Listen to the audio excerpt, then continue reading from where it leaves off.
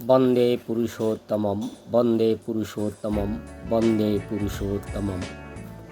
ইষ্টপ্রাণ দাদা ও মায়েরা, সকলের প্রতি রইল আমার আনন্দিত জয়গুরু। আমি পরম দয়াল শ্রী শ্রী ঠাকুর অনুকূল চন্দ্রের ইষ্ট প্রসঙ্গে আলোচনা করার জন্য চেষ্টা করছি। আপনারা আমার ইউটিউব চ্যানেল বিশ্বাস তরুণ সাবস্ক্রাইব, লাইক, কমেন্ট, শেয়ার করে আমাকে উৎসাহিত করবেন। সেই 1355 সালের ঘটনা। ভান্ডারীরা যথারীতি ঠাকুরকে প্রণাম করে বসার কিছুক্ষণ পর প্রশ্ন করলেন, ঠাকুর মানুষ সাধনার প্রতি পিছিয়ে পড়ে কেন? শ্রী শ্রী ঠাকুর অনুকূলচন্দ্র তিনি 6টা চাকর দিলেন।